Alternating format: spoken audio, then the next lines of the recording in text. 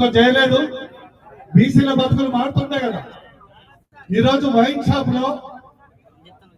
Shop లో ఈరోజు తెలంగాణ రాష్ట్రంలో మద్యం వ్యాపారం 80,000 కోట్లు సంవత్సరాలు, 1,00,000 కోట్లు. మరి బాలరాజు గారికి బాగా తెలుసు 1,00,000 కోట్లు. మరి 1,00,000 కోట్లలో 42% మీసలకిస్తే మా తలరాత మారుతుంది కదా. దానికి కోట్లాడటం రాదు కదా, ఎందుకు చేయట్లేదు? అదే విధంగా ఈ రోజు బీసీలు అంటేనే కులవృత్తులు. 8 లక్షల కుటుంబాలు కులవృత్తుల మీద బతుకుతున్నాయి. 8 లక్షల కుటుంబాలు కులవృత్తుల మీద బతుకుతున్నాయి. మరి 8 లక్షల కుటుంబాలకు కులవృత్తుల్ని కార్పొరేషన్ చేస్తామని మీరు వాగ్దానం చేశారు కదా, ఎందుకు పెట్టలేదు? అందుకొరకు మాట్లాడినప్పుడు అది మాట్లాడాలి కదా. బీసీలకు సంబంధించింది కేవలం కాదు కదా, ఒకటే కాదు కదా, అన్ని 42% అన్నింటిలో రావాలి. ఆర్థికంగా, రాజకీయంగా, విద్యాపరంగా, వ్యాపారంగా, కార్పొరేషన్ లో ఇసుకగా రావాలి, వైన్స్ లో రావాలి. అందుకొరకు 100% మేమెంతో మాకంత అన్నింటిలో మేమంతో గట్టిగా ఒకసారి నినాదం చేయాలి. మేమెంతో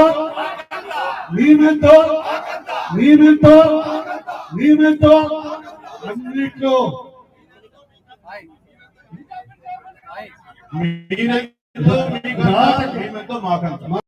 మీకంతా మేమెంతో కట్టుబడి సమస్య తెలియజేస్తూ మీ సంఘీభావం తెలియజేస్తూ ఈ యొక్క సంస్థను రిజర్వేషన్ కొరకు ఖచ్చితంగా నా వంతు కృషి ఉంటుందని సందర్భంగా తెలియజేస్తూ ఊహిస్తున్నాను. బీసీల ఐక్యత. Thank you.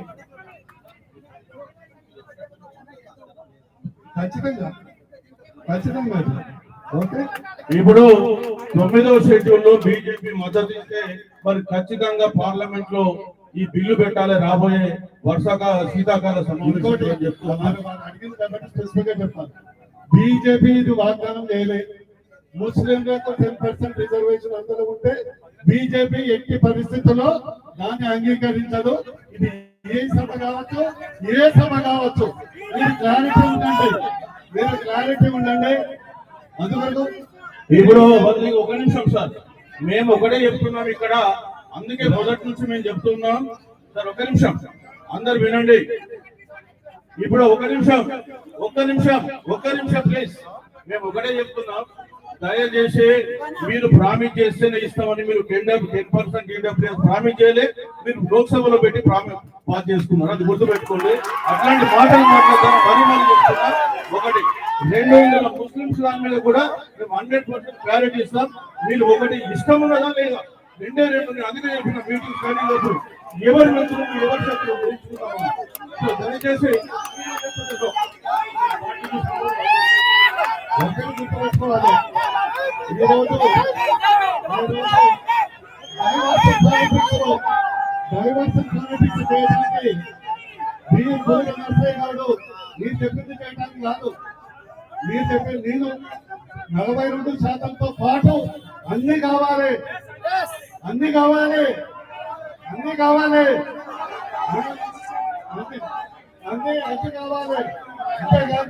ఒక అంశాన్ని పెట్టుకొని okay sir, thank you sir. మీరు ఓకే సార్, 42%కి ఖచ్చితంగా కట్టుబడి ఉన్నాం. Okay right. మీరు కామారెడ్డి బీసీ డిక్లరేషన్ లో మీరు ఏదైతే కాంట్రాక్టర్ లో రిజర్వేషన్ వద్దు, వీటన్నిటికంటే ఒప్పుకోండి. ఓకే రైట్, మేము మాట్లాడతాము. Right sir, okay thank you. కేవలం 100%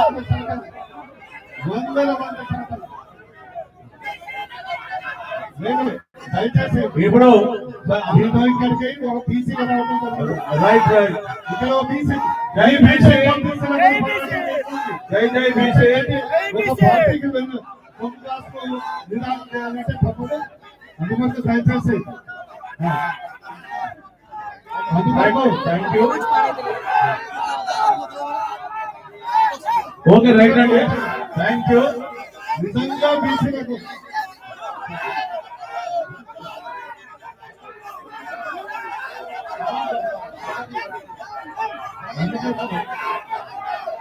ఓకే థ్యాంక్ యూ.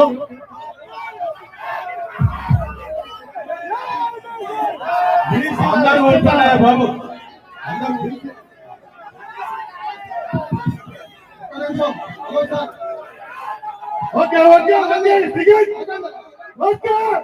జై పీసీ, జై పీసీ, జై పీసీ, పీసీ ఐక్యత, పీసీ ఐక్యత, పీసీ ఐక్యత, జై పీసీ, జై పీసీ, జై పీసీ.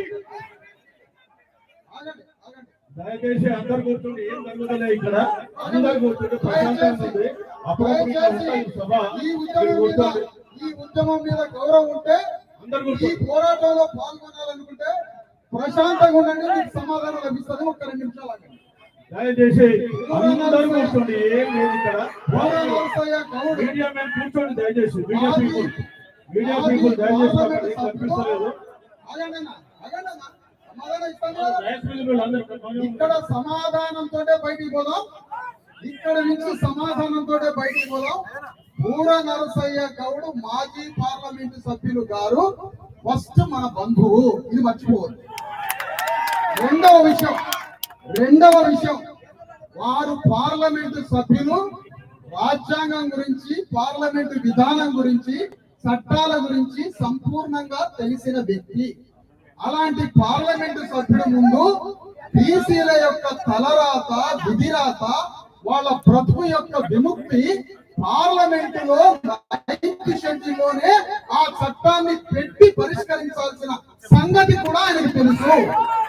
కానీ ఒక బీజేపీ పార్టీ ప్రతినిధిగా, మాజీ పార్లమెంటు సభ్యుడిగా ఈ సమస్యకి పరిష్కారం 9th షెడ్యూల్ అని తెలిసి కూడా ఇప్పటి వరకు బూర నరసయ్య గౌడ్ గారి నోట్ల నుంచి 9th షెడ్యూల్ కోసం యుద్ధం చేస్తానని చెప్పలేదు. ఆగండి ఆగండి. ఎందుకు భయం? ధైర్యమే మనల్ని రాజులు చేస్తుంది, రాజ్యాధికారం ఇస్తుంది. ధైర్యమే మనల్ని రాజులు చేస్తుంది, రాజ్యాధికారం ఇస్తుంది. ఒకవేళ బీజేపీ పార్టీలో మీరు 9th షెడ్యూల్ కోసం యుద్ధం చేసి నువ్వు 9th షెడ్యూల్ లో ఈ చట్టాన్ని పెట్టిస్తే నిన్ను పార్లమెంట్ కి మేము పంపించుకుంటాం, మేమే పంపించుకుంటాం పార్లమెంట్ కి. ఎవరికి భయపడేది లేదు. 9th షెడ్యూల్ లో ఈ చట్టాన్ని పెట్టి ఆ పరిష్కారం కోసం మీరు పోరాడతారా లేదా? ఈ వాక్యం మీరు చెప్పాల్సిందే.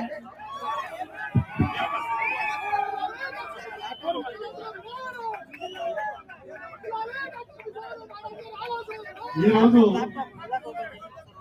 ఇది బీసీ కుటుంబ సభ్యుల సమావేశం, రాజకీయ పార్టీల సమావేశం. నేనేం చెప్పాను?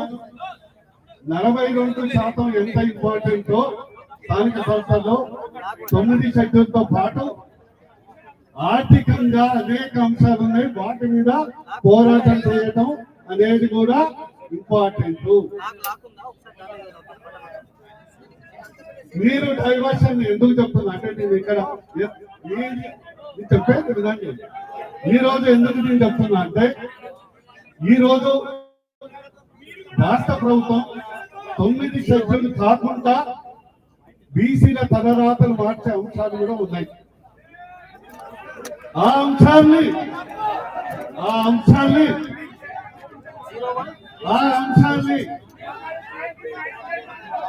అంశాన్ని కూడా మన తలరాతలు వద్దు ఎవరైతే వాళ్ళు చెప్పేసి పంపిద్దాం. Okay right.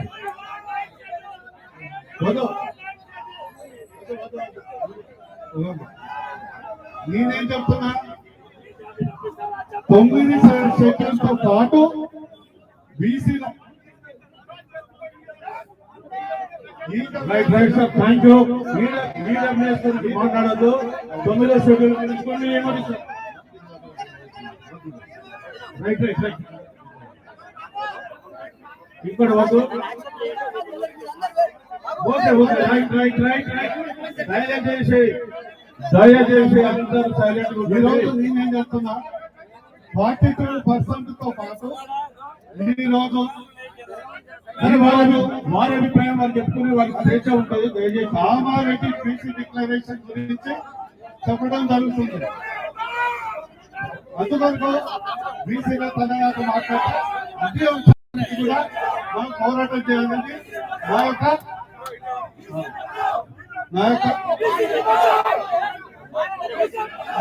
ఇది నేను రాజకీయ ఓకే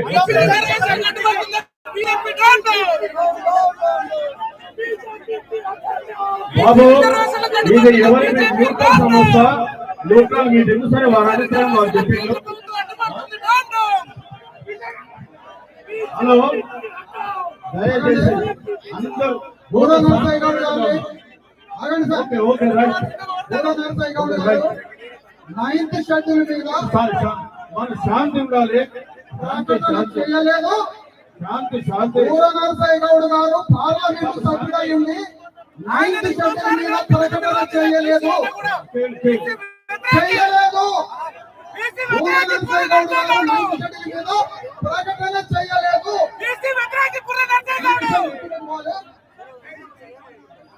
దయచేసి ఇప్పుడు నరసయ్య గౌడ్ గారే మాట్లాడతారు. ఇప్పుడు మన ఏం లేదు, ఇప్పుడు ఎవరి అభిప్రాయం వాళ్ళు చెప్పుకుంటారు. ఈ ప్రజాస్వామ్యం మనం అర్థం చేసుకోవాలంటే ఎవరి అభిప్రాయం వాళ్ళు చేసుకుంటారు. మీరు దయచేసి వినండి, ఎవరి అభిప్రాయం వాళ్ళు చెప్పుకుంటారు. మనం మౌనంగా ఉందాం.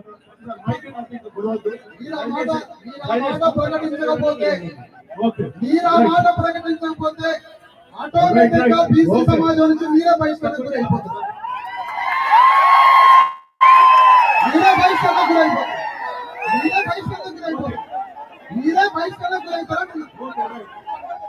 మీరు నైన్త్ షెడ్యూల్ ప్రకటించకపోతే మీరే బహిష్కరణకు అయిపోతారు. Hello right thank you